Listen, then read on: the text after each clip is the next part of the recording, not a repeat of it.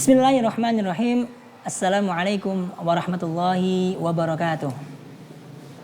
Alhamdulillahi wa kafa wa ala rasulihil mustafa khairil anami wal wara wa ala man wati athara nabiyina Muhammad sallallahu alaihi wasallam wa man tabi'ahum bi ihsanin ila yaumil jaza. Amma ba'd. Asyhadu an la ilaha illallah wahdahu la syarikalah wa asyhadu anna Muhammadan abduhu wa rasuluh la nabiyya wa la rasula ba'da. Jamaah rahimakumullah. Pada waktu yang mulia ini tentunya tidak lupa kita haturkan nikmat, kita haturkan rasa syukur atas segala macam nikmat yang Allah berikan kepada kita, sehingga kita masih diberikan kesempatan untuk dipertemukan kembali. Tidak lain dan tidak bukan, itu merupakan nikmat yang tidak mungkin kita bisa hitung atau bisa kita gantikan dengan nilai rupiah atau nilai apapun hal-hal yang berbau duniawi. Karenanya kita sebagai seorang muslim tentunya wajib mensyukuri atas segala macam hal yang sudah Allah berikan kepada kita. Salawat berikan salam malah kita haturkan kepada Nabi besar Nabi Muhammad sallallahu alaihi wasallam, yang mana beliau merupakan tonggak daripada Islam itu sendiri, awal daripada tersebarnya agama yang mulia ini ke seluruh muka bumi. Maka kita perlu dan kita wajib untuk memberikan salawat kita ke hadirat Rasulullah sallallahu alaihi wasallam. Pada kesempatan yang mulia ini jamaah sekalian, izinkan kami untuk menyampaikan sedikit terkait perjalanan daripada Rasulullah sallallahu alaihi wasallam, Nabi Muhammad sallallahu alaihi wasallam, yang berkaitan tentang sirah an-nabawiyah. Pada kesempatan yang berbahagia ini akan kami angkat satu topik yang menarik, salah satu daripada sahabat Rasulullah sallallahu alaihi wasallam yang begitu mulia. Rasul dalam dakwahnya tidak pernah lepas dari yang namanya para sahabat. Karenanya beliau menyampaikan bahwasanya sebaik-baik generasi adalah generasiku, atau khairukum qarni tsummal ladzi yalunahum tsummal ladzi yalunahum. Kemudian generasi setelahnya, kemudian generasi setelahnya, tabi'in dan juga tabi'ut tabi'in. Tapi sebelum kita membahas lebih jauh mengenai generasi tabi'in atau generasi tabi'ut tabi'in, lebih utama kita akan harus membahas yang namanya generasi di mana Rasul hadir ketika itu, yaitu generasi para sahabat. Dan saya yakin jamaah sekalian tentu tidak asing dengan kalimat khulafaur rasyidin. Khulafaur rasyidin, ya benar. Mereka adalah para khalifah muslimin, amirul mukminin, pengganti sepeninggal baginda Muhammad sallallahu alaihi wasallam.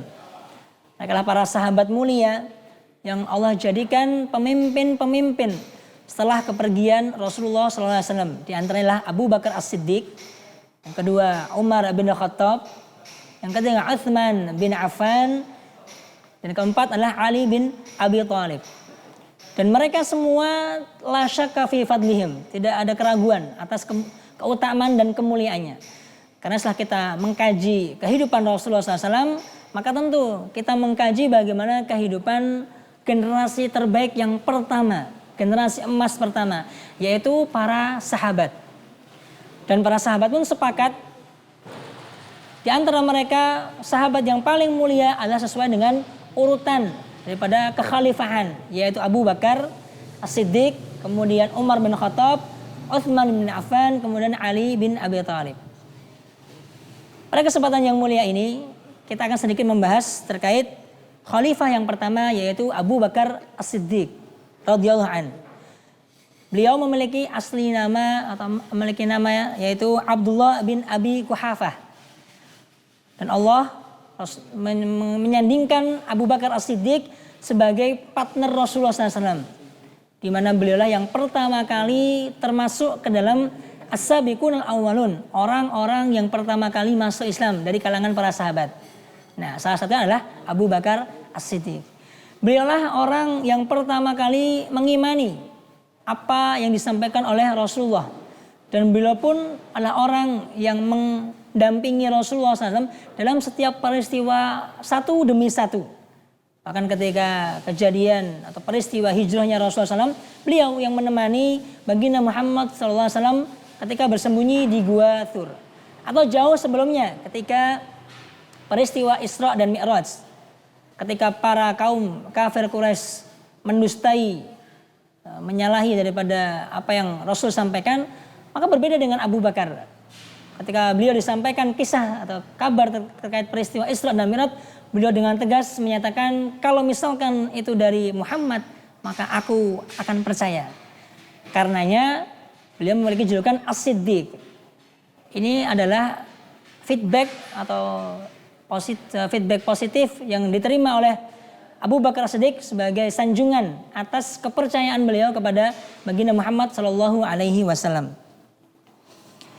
Di antara kemuliaan sahabat Abu Bakar As-Siddiq telah dipaparkan dalam berbagai macam riwayat hadis yang sahih, atau bahkan di antara ayat-ayat Al-Qur'an, di antaranya Allah Subhanahu wa taala berfirman, "Idz yaqulu li sahibihi la tahzan innallaha ma'ana." Ketika dia berkata kepada temannya atau sahabatnya, "La tahzan, janganlah kamu bersedih, innallaha ma'ana." Sesungguhnya Allah membersamai kita. Ayat ini turun ketika hijrah Rasulullah SAW, di mana ketika itu menyembunyikan diri, bersembunyi dari kejaran kaum kafir Quraisy. Rasul dan juga Abu Bakar As-Siddiq bersembunyi di Gua Thur di saat kejaran tersebut. Maka tidaklah Abu Bakar ini memiliki keistimewaan yang sangat luar biasa sekali, yaitu menemani hijrah Rasulullah SAW. Di antara para sahabat yang dipilih untuk menemani beliau adalah Abu Bakar. Maka cukup ini sebagai kemuliaan yang Allah berikan kepada sahabat mulia Abu Bakar As-Siddiq. Dalam riwayat yang lain dikatakan salah seorang sahabat Amr bin Al-As radhiyallahu an bertanya kepada Rasulullah sallallahu alaihi wasallam, "Ya Rasulullah, ayun nasi ahabbu ilaika?" Wahai Rasulullah, siapakah manusia yang paling engkau cintai?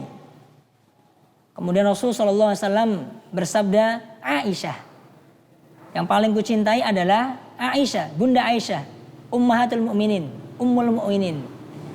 Kemudian sahabat Amr bin As bertanya kembali, "Wa minar rijal?" Kalau begitu siapa ya Rasul yang kamu paling cintai dari golongan laki-laki? Beliau dengan tegas menjawab, Abuha, yaitu ayahnya. Ayahnya dari Bunda Aisyah. Siapa itu? Yaitu tidak lain tidak bukan adalah Abu Bakar As-Siddiq. Kemudian beliau menyebutkan beberapa laki-laki di kalangan para sahabat lainnya.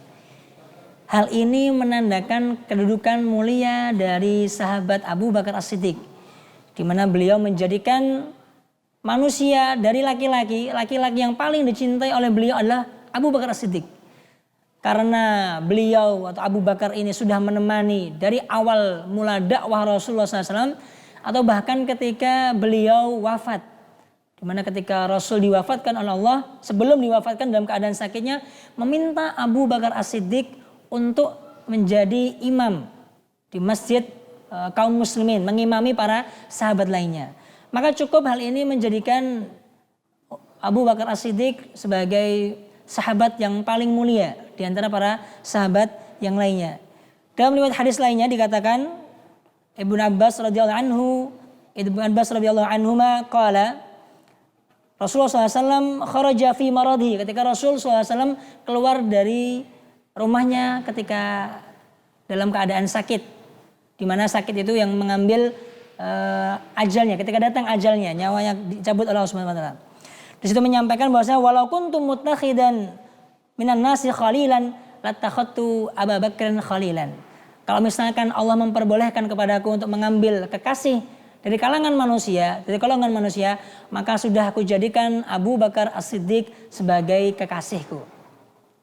Itulah tadi sedikit daripada kisah Abu Bakar As-Siddiq atau ilmu dari terjemahan biografi sahabat mulia Abu Bakar Siddiq, di mana Allah jadikan Abu Bakar Siddiq adalah sebaik-baik sahabat di antara sahabat-sahabat lainnya dan yang dijadikan sebagai khalifah pertama kaum muslimin setelah meninggalnya Rasulullah Shallallahu Alaihi Wasallam. Mungkin kita cukupkan kesempatan pada sore hari ini dan kita akan sambung kembali di kesempatan yang lain. Barakallahu fikum. Syukran. Assalamualaikum warahmatullahi wabarakatuh. Tiba saatnya kita bersukacita menyambut bulan suci Ramadan. Bikin Ramadanmu lebih bermanfaat dengan menyimak sajian-sajian acara di channel Islamic Studio Record. Menunggu buka, enaknya mendengarkan kultum sejenak bersama ustadz-ustadz pilihan dan santri-santriwati dari Pondok Pesantren Tahfidzul Quran Ar-Rasyid. Jangan sampai kemudian kita menghamba kepada Ramadan. Kalau datang bulan Ramadan kita baru sergap ibadahnya, baru sering bertaubat. Selama Ramadan, insya Allah live streaming sholat tarawih bersama imam pilihan di Masjid Pondok Pesantren Tahfidzul Quran Ar-Rasyid.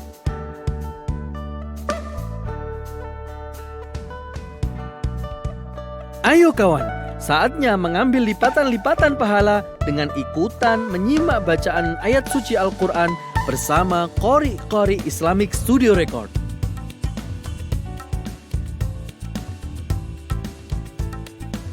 Maka, ingin Ramadanmu bermanfaat? Simak channel Islamic Studio Record.